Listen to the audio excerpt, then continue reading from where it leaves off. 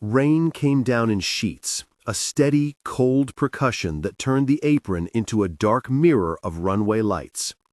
The smell of jet fuel and wet asphalt sat low in the air, sharp and familiar, as if the place itself remembered every anxious landing and every petty triumph that had passed across it.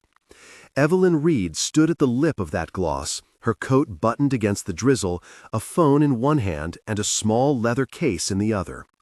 She had the look of someone who measured things by facts and time.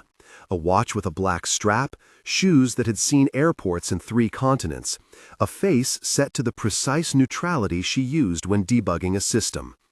The jet before her, a Gulfstream G700, its paint catching haloed lights, had the company tail painted clean, N700ER.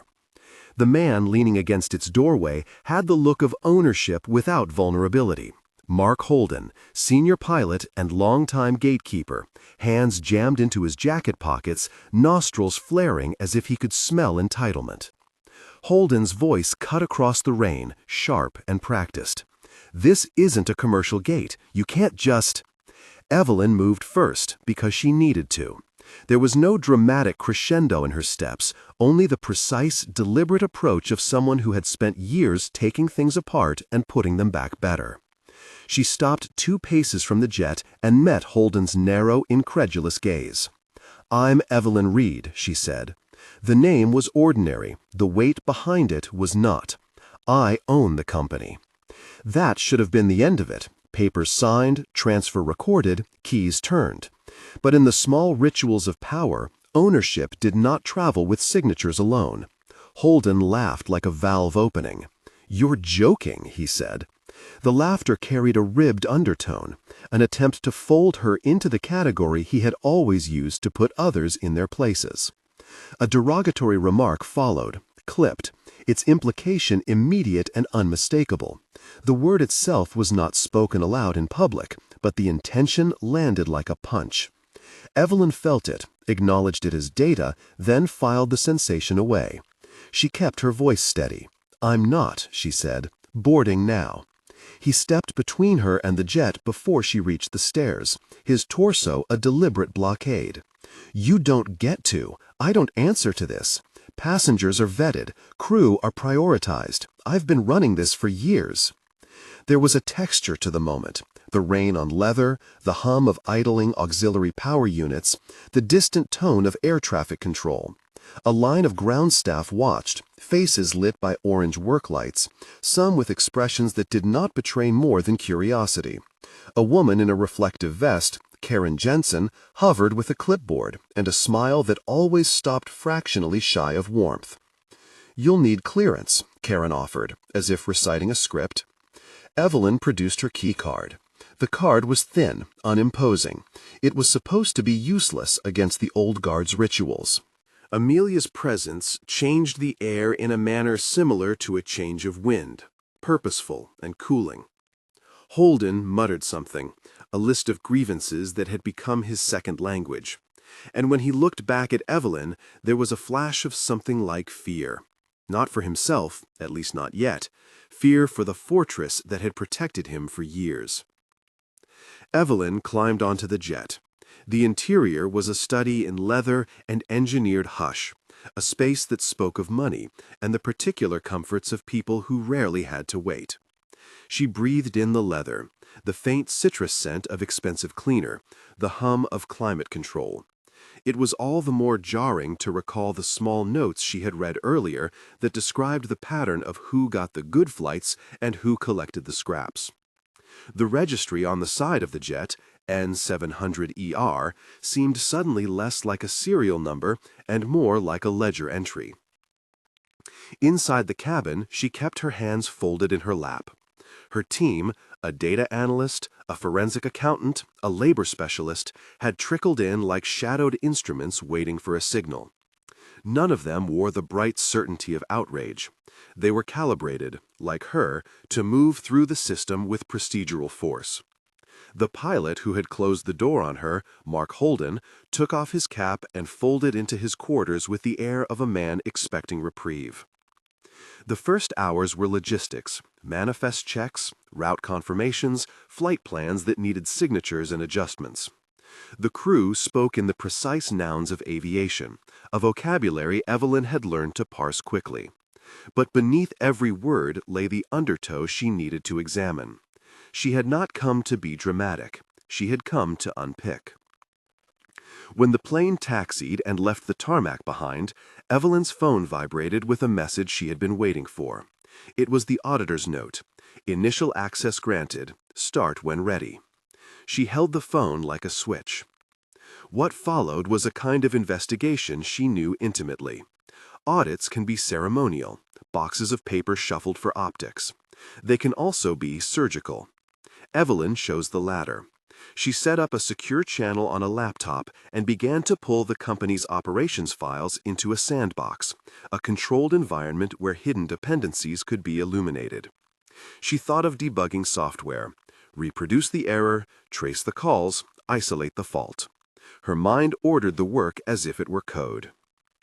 There were small, damning rhythms to the data, time-stamped roster changes that always nudged favored names into prime flights, email threads that evaporated into resolved without follow-up, expense reports rounded up for some and denied for others, with reasons tacked on in David Allen's even-toned handwriting. Complaints had been routed into an anonymous bucket and then archived. Many of the complainants were women and people of color whose notes mentioned dismissive supervisors, microaggressions in lounges, comments at briefings that edged toward exclusion. The language in those messages had been softened in the archives, euphemisms substituted for direct accusation, a rhetorical varnish designed to make discomfort manageable for those in power. Evelyn worked with her analysts in the dim light of the jet, their screens like windows into a system that had been designed to hide itself. Terry Vance, the forensic accountant, watched numbers as if they were heartbeats. "See this," he said, pointing to a ledger line. The figure was small, almost petty. Preferential travel perks flagged to certain crew members as maintenance tokens, a euphemism for swappable favors.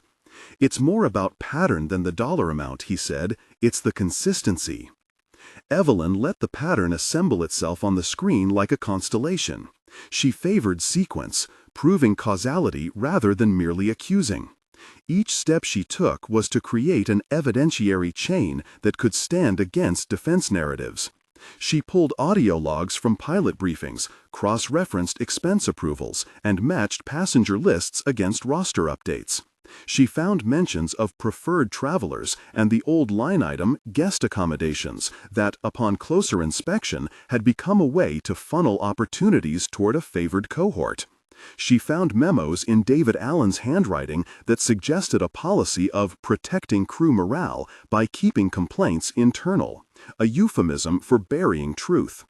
By the second day, she had a folder of small explosions, corroborating emails, raw audio that captured the tenor of offhand briefing room remarks, and a pattern of performance reviews that inexplicably penalized those who pushed back. The files had the sameness of things that had been normalized, a string of decisions that, taken singly, looked innocent. Taken together, they formed a system. The public strategy was a separate machine, one Evelyn understood as well. She did not want a messy, vengeful spectacle. That would feed the victimizer's narrative of instability. She wanted a procedural exposure. The company would confess error, accept responsibility, and demonstrate remediation. The key would be turning Holden's own rhetoric against him. He had a habit of talking loudly, of dumping blame in public outlets, and leaning on old networks to set the storyline.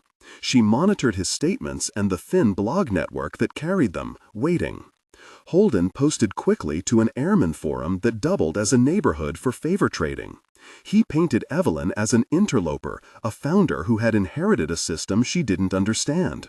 The tone was predictably defensive. He included in a separate comment an offhand phrase that betrayed his assumptions, a casual derogatory implication about her identity that, again, the public platform softened but could not entirely erase. Evelyn saved the string. She had the openness to wait. People nearly always said too much when they thought themselves secure. She leaned on Amelia to do what Amelia did best: keep the machine running. Amelia's competence calmed the crew, and the flights in those days ran on time. Public-facing, the company issued a brief statement about internal personnel matters and ongoing reviews. It was intentionally bland. Evelyn wanted more. She wanted clarity. She wanted that blandness to be replaced by a narrative that admitted what had been happening and made amends. In parallel, the legal path was assembled. The labor specialist flagged avenues for regulatory review, and the council identified a chain of governance failures that could support wider remedies: revocation of privileges for repeat violations, fiscal clawbacks for improperly allocated perks, mandatory retraining and monitoring. Evelyn insisted the response be proportionate, accountability without cruelty, but also irreversible, structural change, not merely punishment for its own sake. Not everyone agreed. David Allen approached her in the jet's small galley with a fixed smile that suggested compromise but tasted of calculation. "We can finesse this," he said. "We keep people on, retrain, put in new checklists. It'll look good.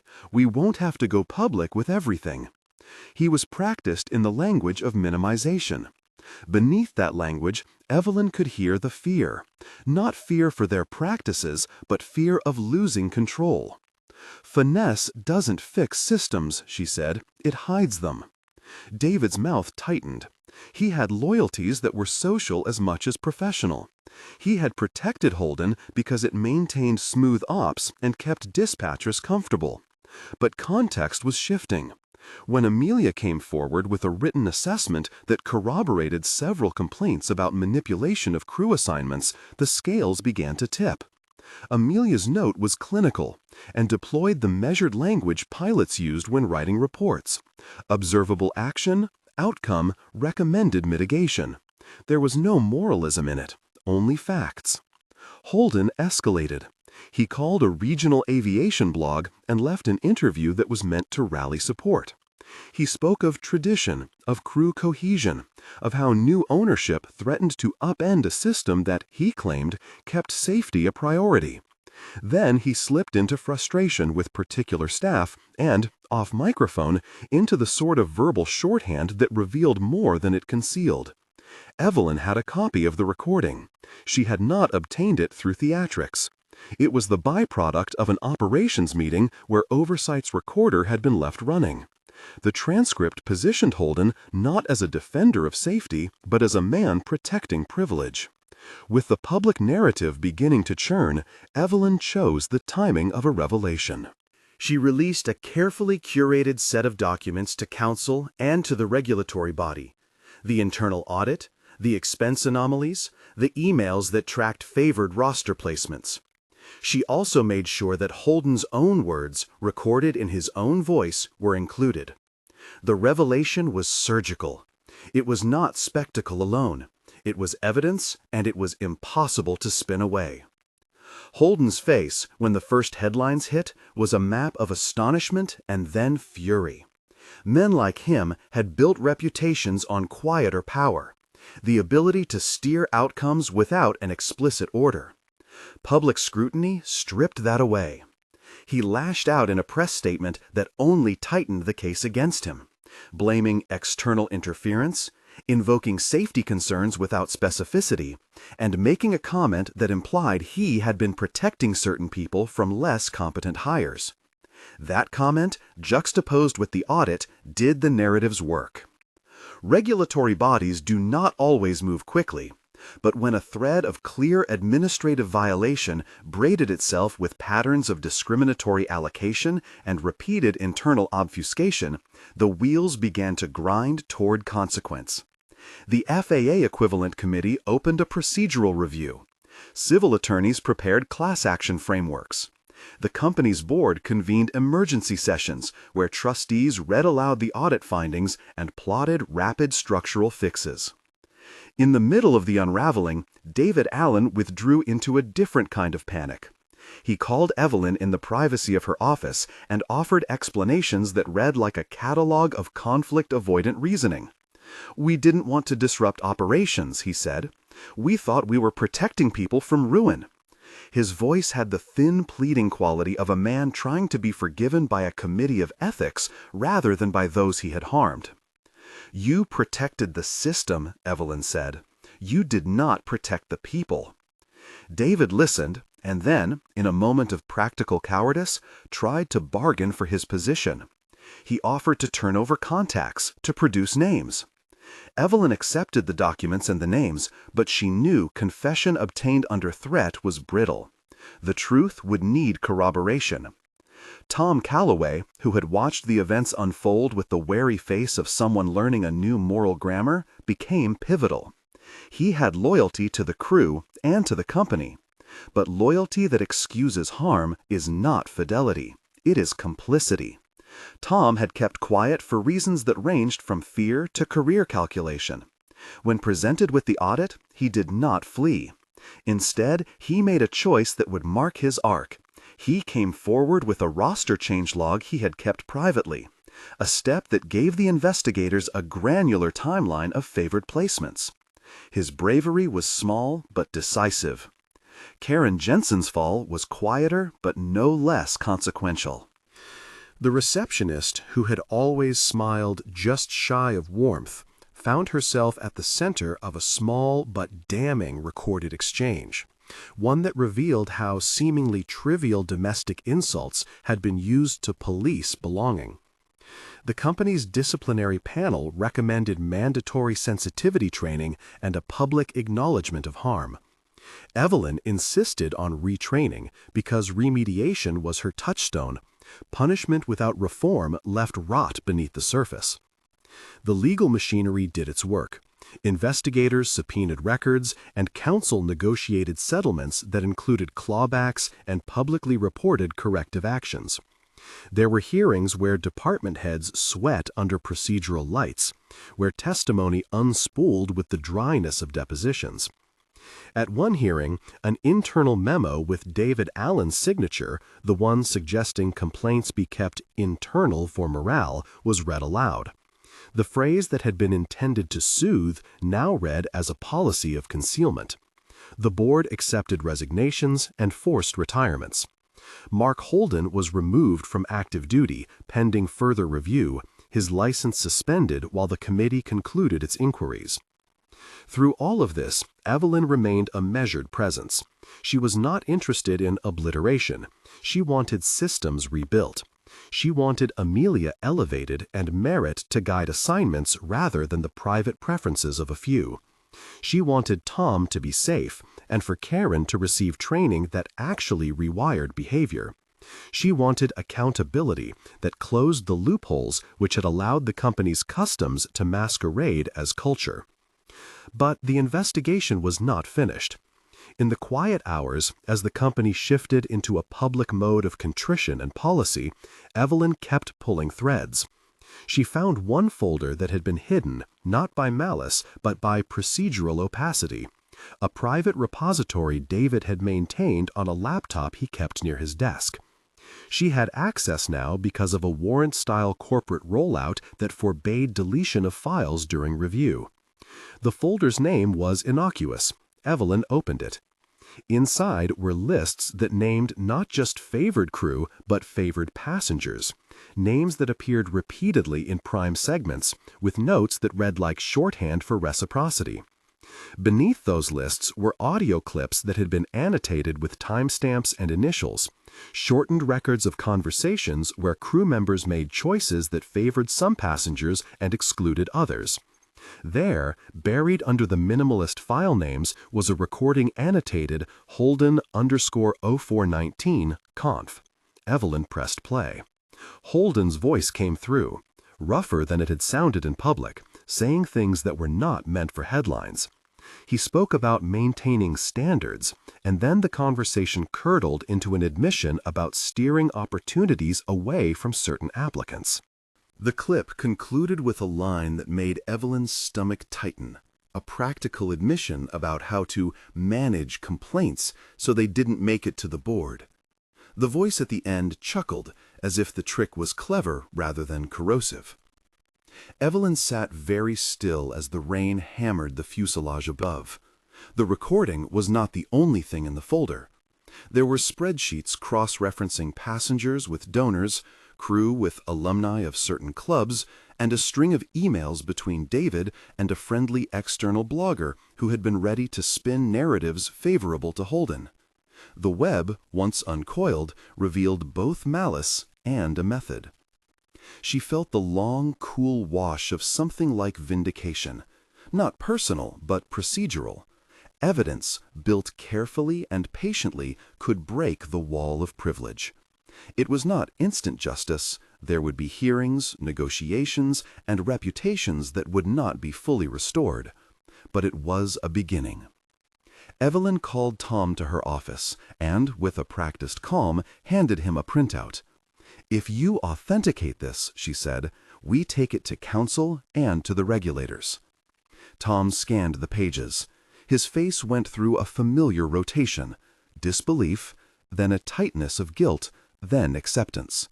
He folded his hands, voice small. "I didn't know how to prove it," he said. "I was afraid." "You're proving it now," Evelyn replied. "Fear is different from loyalty."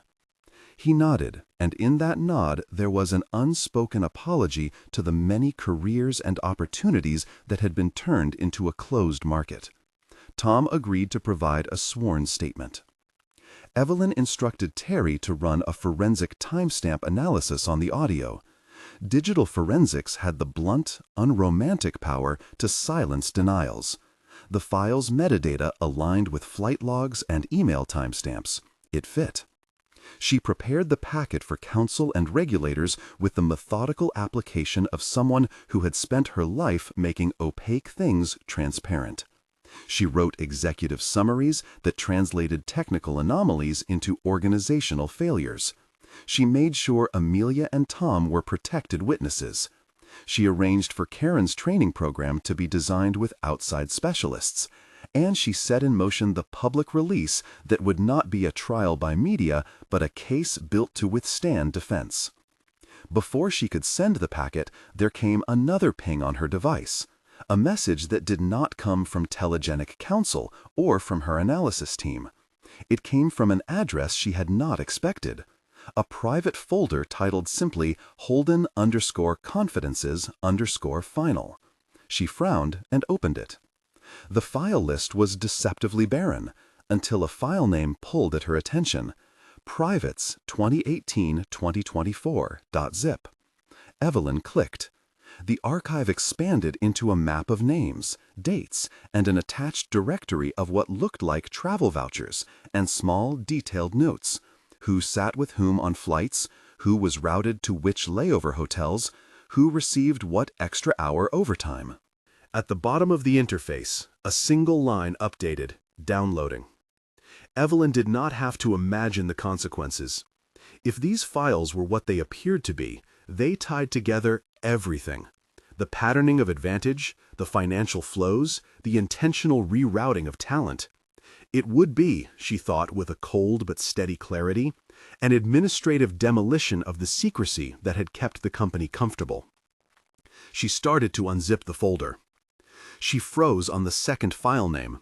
It was labeled with a single word that would make the rest of the audit irreversible. Evelyn opened it. The contents loaded, and the cabin's quiet filled with the soft hiss of rented servers and the rain outside. She read the first line and felt the floor shift. The file held an annotated ledger that named, explicitly and repeatedly, the mechanism by which complaints had been neutralized. Each entry had a code, a name, and a record of reassignment or mutual agreement that, in practice, had been coercion. Her fingers hovered over the keyboard. The next file was an audio clip labeled with a date that matched the night an employee had left the company abruptly and never spoken publicly. Evelyn began to play it. What she heard was not just an admission, it was instruction. A voice, Holden's, explaining step by step how to make grievances vanish. He outlined a practice of redirecting complainants into administrative loops. encouraging resignation over formal complaint, and then rewarding compliance with preferred assignments elsewhere. The clip finished with a laugh that did not carry the mirth of a joke. It was the sound of someone confident in his immunity. Evelyn sat back and let the evidence land. It was worse than she had hoped, and worse than she had feared. Organized, maintained, and rationalized by men who believed themselves to be stewards. This was not merely crude favoritism, it was structural gatekeeping. She closed the laptop lid and exhaled, slow and deliberate. The plane skittered through thin cloud. The lights below were a smear. Outside, rain continued to beat a rhythm against the fuselage as if to underscore the cleansing she now intended to begin. She understood the stakes. The coming exposure would upend careers and reputations. It would change a culture. It would also, she hoped, make space where there had been none. Her hand hovered over the keyboard to forward the files to counsel. She hesitated for one more thing. To be certain. Not that the documents existed, they did, but that the chain of custody would be unquestionable, and that the next step would not be a spectacle but a surgical correction. She called Terry and asked him to run a duplication, and hash the files, to archive them in immutable storage so no one could later claim alteration. Terry confirmed he could. Evelyn gave the order. Then she opened the last file in the archive. It had no label beyond a date and a shorthand note that read, "Final underscores." She pressed play. On the recording, in a voice no longer shielded by bravado, Mark Holden spoke in a tone that was not defensive but instructive. He outlined names, amounts, and movements. At one point he said, plainly, "We kept it off the books by calling it morale. We redirected them, got them out. It wasn't personal, it was business." The recording's last 30 seconds were a confession that mapped intent to action and named the mechanism of concealment. Evelyn listened, her face steady but a small internal alarm ringing. The files were now a map of culpability. She forwarded them, copied Amelia and Tom, and sent a secure link to counsel. Then she opened David Allen's private folder. She froze. The screen showed a single subfolder, its name a simple verb, archive. Inside, at the top, a document named Preferential Arrangements Orders glared back. Evelyn clicked. The first page listed favored flights tied to donor names and crew members, annotated with notes in David's hand. The second page had an entry that would turn a policy into a crime in the minds of any regulator. It read like a ledger line, small and precise, as if recorded by a man who thought accounting could make sin legible and safe. Evelyn scrolled further down, and a separate window opened, an email draft addressed to an external commentator praising Holden's service, with tracking codes that matched previously suppressed expense approvals. The draft had not been sent. It was a plan. Her hand trembled only slightly as she selected the file labeled Admissions Verbal 2019. She clicked, and the audio file began. The voice on the other end was recognizable and low. "Make it quiet," David said, plainly. "We'll reroute her, offer relocation stipend, handle HR through the inside channel. No escalation." The recording ended. Evelyn shut the laptop, the sound of rain filling the pause. The evidence was no longer a loose pattern. It was a machine with engineers. The people at the top had not merely tolerated the culture, they had engineered its persistence. She stood and walked to the window. The tarmac glowed with 100 small lights, each one a potential witness. She thought of the women who had been pushed aside, of the careers rerouted into obscurity, of the intangible cost of being made to feel unworthy in a room full of professional instruments. She felt something like resolve settle in her chest, not vengeance, but the methodical insistence that systems be repaired. Her phone buzzed again. It was Amelia, a short message. "We're ready." Evelyn replied with a single line. "Then let's make the truth count." She reopened the laptop and began to prepare the packet that would become the spine of the case. She prefaced it with a clear executive summary, outlines the recommended corrective measures, and scheduled a meeting with the board and council for the following morning. She scheduled an external consultant to design a new operations manual focused on transparency and meritocracy. She arranged for Karen's retraining to be public and substantive. She set up a protection plan for Tom and for other witnesses. But before she hit send, she scrolled back through the archived folder one more time. There was a final file she had not yet opened. Its file name was terse, private_confess 0421. Her finger hovered, then clicked. The raw audio began with a cough and then a voice that was not Holden's at all, but a compound of voices, murmurings from a meeting, people trading small talk, the hiss of tea. Then a name was mentioned, and the conversation took a colder turn. The speaker leaned in and spoke in a tone that converted private cynicism into operational instruction. The phrase left no room for ambiguity. If they push, we make them leave. No record. We help them go quietly, and we reroute their flights. Evelyn listened until the file ended. The cabin was quiet, except for the rain. The evidence was complete enough to move the needle. It would be messy. It would stain reputations. But it would, finally, hold the system to account. She forwarded everything and watched the messages cascade. Counsel confirming receipt, Amelia acknowledging protected witness status, Tom's small reply, "I'll be there." Then an alert blinked on the screen. A notification from an anonymous source had landed in her secure inbox and contained a single line. "There's one more folder. David kept a personal cache." Evelyn opened a new tab. The path the message sent her down led to a server marked with an internal address. She hesitated, then clicked. The server asked for credentials. She used the corporate backdoor David had once shown her in a demonstration of how things work, a careless reveal that now paid back. She penetrated the directory and found, buried like a time capsule, a folder called Confidences_Private. The cursor hovered over the first file inside. The file name read simply list_victims_forcedexit.doc. She opened it. The document contained names, dates, and brief notes. Encouraged to resign, moved to groundside, offered stipend to leave. Each line was a trajectory, someone diverted from their path by a small bureaucratic shove.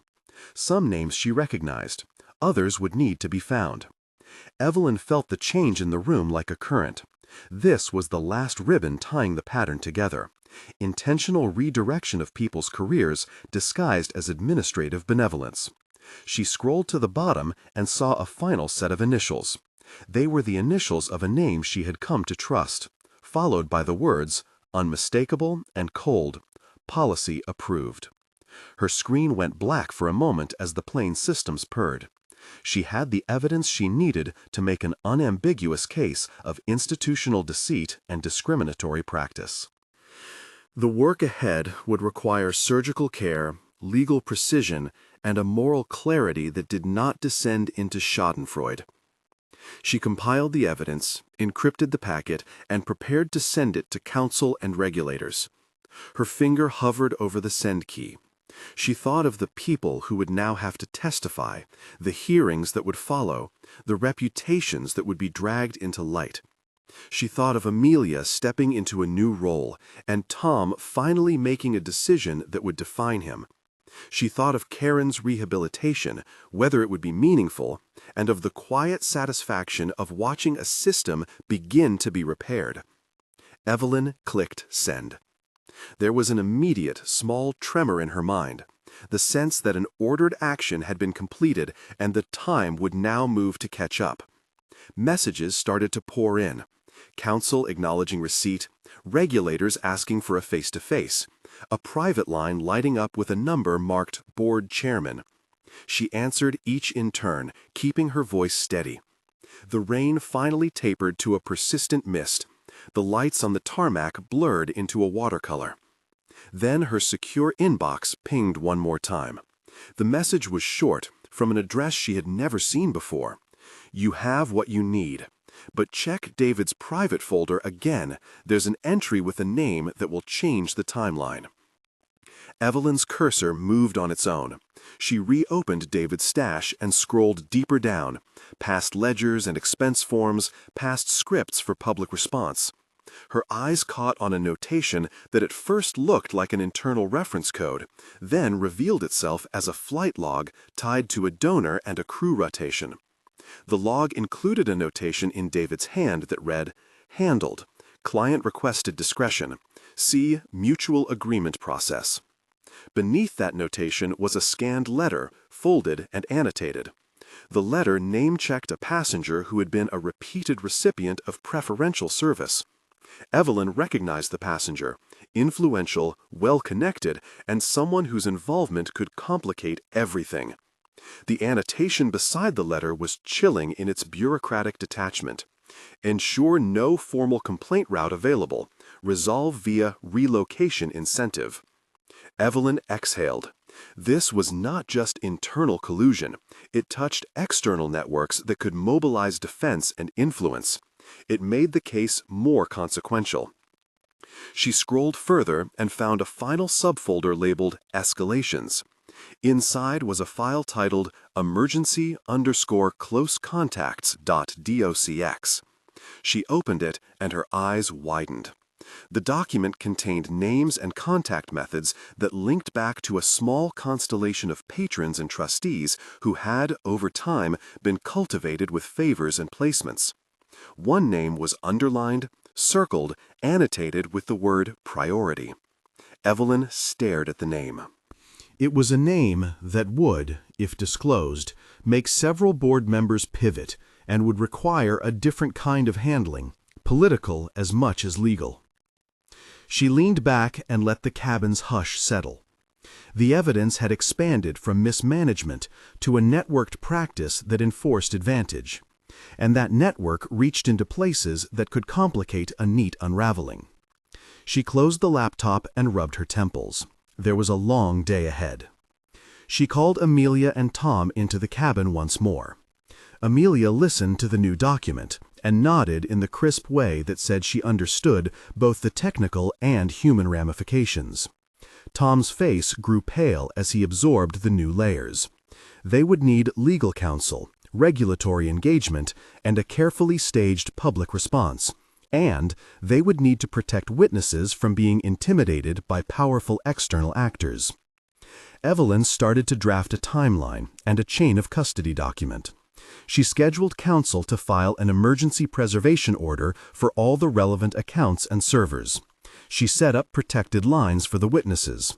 Each action was a small gear in a larger machine designed to make the hidden visible. As they worked, her mind turned, inexorably, toward the hearing that would come. She knew what a courtroom of regulators looked like: sterile, procedural, precise. That would be the place to explain the method, to show the evidence in sequence, and to let the law's mechanistic appetite for truth do what moral outrage alone could not. The stakes included flights, licenses, reputations, and, most importantly, the futures of people who had been sidelined. She put the whole packet together and, for the first time since boarding that rainy apron, allowed herself a small, private moment of acknowledgement. This was what accountability looked like. It was not loud, it was not satisfying in any way that erased pain. It was necessary and, if done well, just.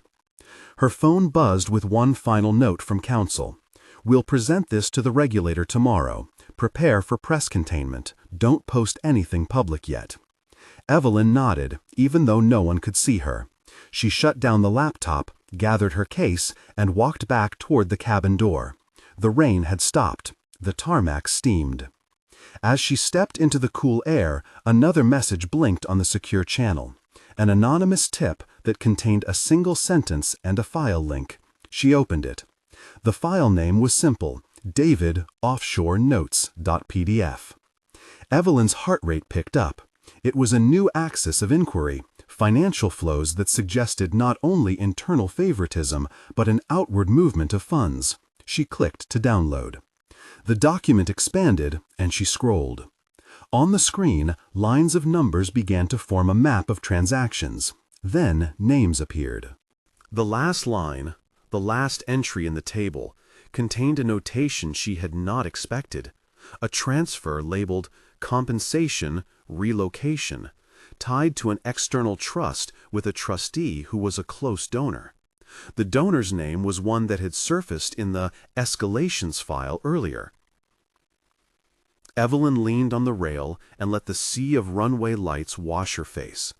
She had set out to debug a system that had blocked people from access.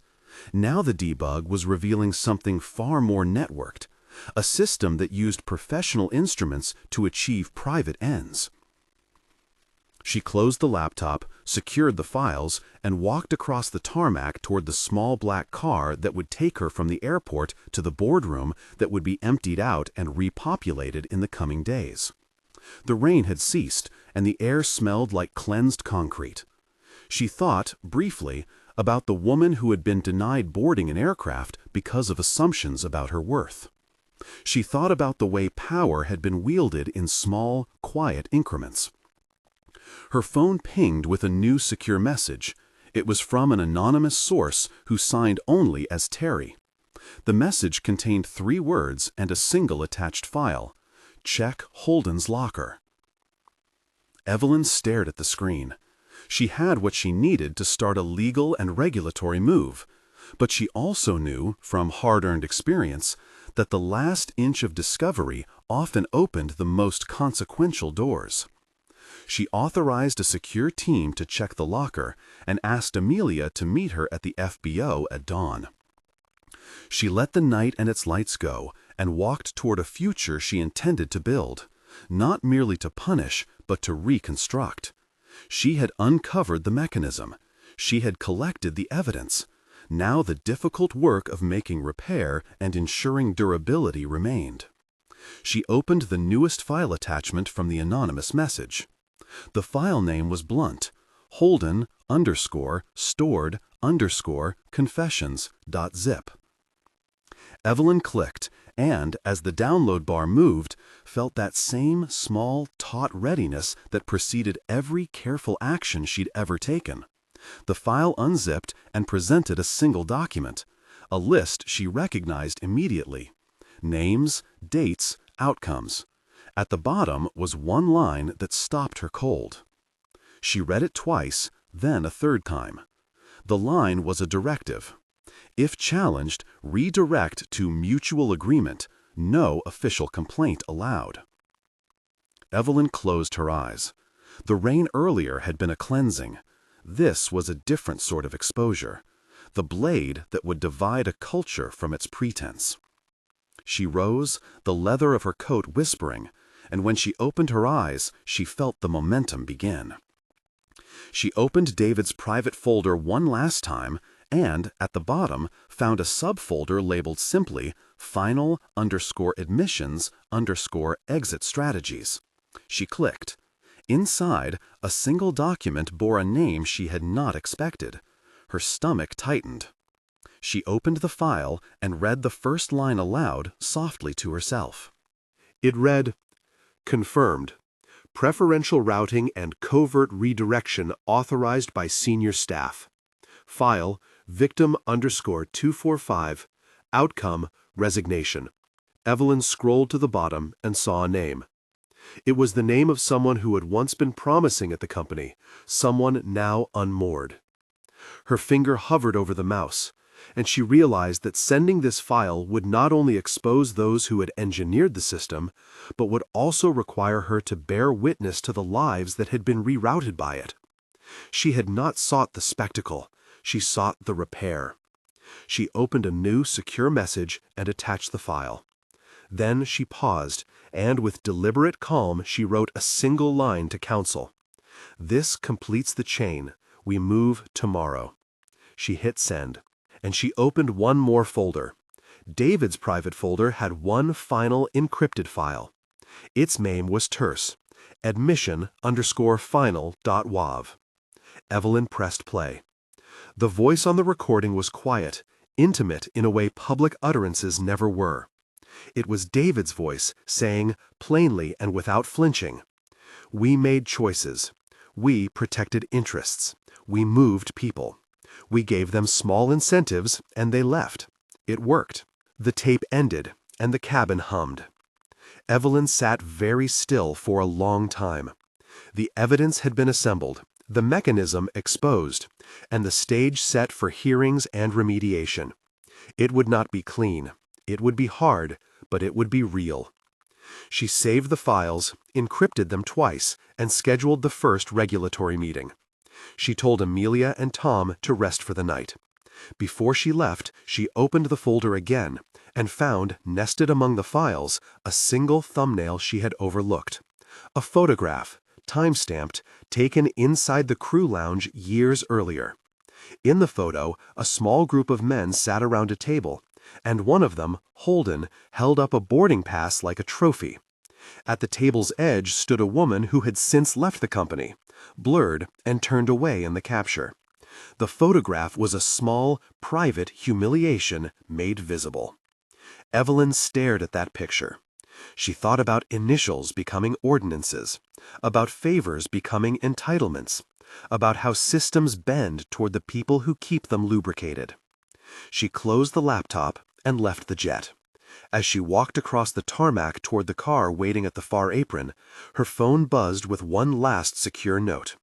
You opened David's folder. Check the attachments labeled Confessional Addendum. She stopped, the car's headlights painting a pale path in the mist. She opened the attachments, and the first line of the addendum unspooled like a sentence that would change the public calculus. It referenced a name she recognized, someone whose influence could complicate any attempt to simply cleanse the organization through internal governance. Her throat tightened. The addendum implied that the system's reach extended into patronage networks whose tendrils were not limited to corporate corridors. Evelyn closed the file and felt the weight of the next move settle into her bones. This would not be a single hearing, but a sequence of reckonings that would test whether a company could truly change. She stepped into the car, and the driver closed the door. The city lights blurred as they pulled away from the runway. In her pocket, the secure phone vibrated once more. She glanced down. A single line of text, anonymous and brief.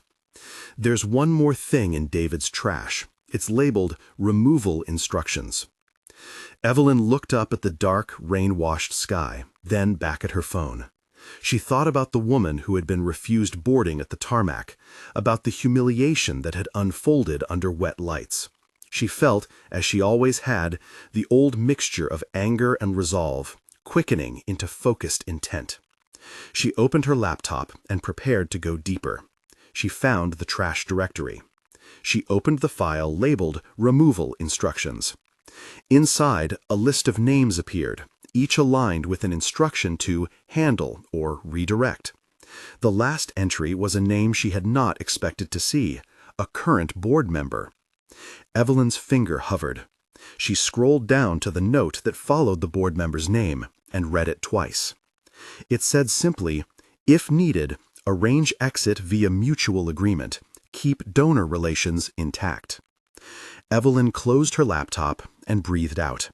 The chain of privilege, it seemed, extended into the very governance that was supposed to ensure accountability. She looked at Amelia and Tom in the car beside her. They were quiet, the kind of quiet that prepares for work. Evelyn felt the unmistakable forward motion of someone who had found a systemic fault and had no intention of letting it remain.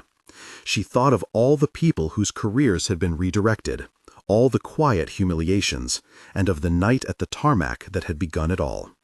She put her hand in her pocket and touched the leather card that had announced her ownership at the jet. The card felt small, but it had set in motion a series of exposures that would, she hoped, make room for fairness. She exhaled and, with a steady voice, said, "We begin tomorrow." She did not yet know every consequence that would follow. The files were many, and the players were complex. But for the first time since she had walked onto that rain-slick apron, there was a plausible route forward, a chain of evidence, an engaged regulatory body, a prepared legal team, and a plan to rebuild. She stared at the dark horizon. A plane out on the runway took off into the night, and the city swallowed its lights. Evelyn kept her hands folded in her lap, the leather of her coat whispering, the steady, workmanlike rhythm of her breathing like a metronome for the long days to come. Then her secure phone pinged one last time. A single file attachment. Its name was terse. David_private_folder_2_open. She opened it. At the bottom of the folder, concealed under layers of PDF scans and micronotes, was a single file that made her heart lurch and her hands go cold. The file name read final_target.docx. She clicked it open. The document was a list of names. She scrolled down until she reached one in particular, and then stopped. The name on the list was the name of someone whose public reputation was untarnished and whose influence could reconfigure every incoming strategy. The implications were immediate. A public reckoning that would not be contained would risk a wider storm of political and financial fallout. Evelyn closed the laptop, the image of that rain-slicked apron returning like a cut to the present. She had the evidence, and she had the choices. She exhaled and opened a secure channel to counsel. She typed a single instruction: prepare for staggered disclosure, protect witnesses, no leaks. She hit send. The car moved through the mist toward the city and the small fluorescent lights of the boardroom where they would convene at dawn. Evelyn watched the dark windows slide by and thought of how the company would look months from now.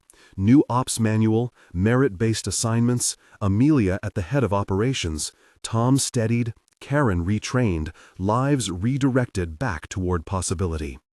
She touched the leather of her watch and felt the old, steady certainty that time, like systems, could be recalibrated. Then she opened the last file in David's folder, the one labeled in a handwriting so small she had almost missed it: locker_combination_notes. She read the combination and, with a small private satisfaction, realized she would not have to wait for a physical search order. There would be no more hiding. She looked out at the city and let the steady hum of movement enter her bones. The work ahead would be technical, legal, and moral. She was ready.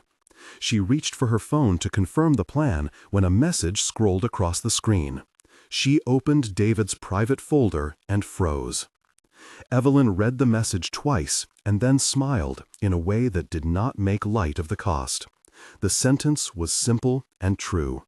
She touched send to schedule the board meeting and then, in the quiet car, opened a final file, a compressed audio labeled Holden_final_042_confession_clean.wave. She pressed play and listened to a man explaining, in the small, flat voice of someone used to instructing subordinates, how they had managed people out of the company. When the audio finished, the screen went black. Evelyn shut the laptop. She had the material to force a reckoning. Now it was a matter of procedure and resolve.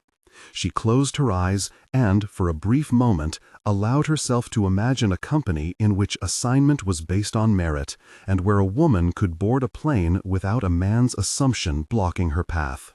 A small, firm hope settled into her. She opened the secure channel and typed one last instruction for the night. Tomorrow, we begin with transparency. We will fix the system. Then she hit send and the files queued into motion. She left the airport under a sky washed by the storm and felt at last that the work of rebuilding had begun in earnest. She had found the chain that connected petty exclusions to calculated influence. She had the evidence that would bring them to account. She closed the laptop one last time and, with the quiet steadiness that had always guided her, sent a copy of the core packet to the council and to the regulator, and then to Amelia and Tom. The messages were on their way. She stood in the doorway of the car, the night closing around her like a promise. She thought of the woman who had been blocked from a flight, and then of the long arc of repair she had started. She took a breath. She opened one final file in David's stash and read its header. It was a line she would never forget. It said, "List of affected persons, confidential." Evelyn read through the list, the names forming a ledger of lives diverted. She felt the weight of responsibility settle, and, for the first time since boarding the jet in the rain, allowed herself a small, private vow: to make the ledger mean something true. She closed the laptop. She would begin tomorrow.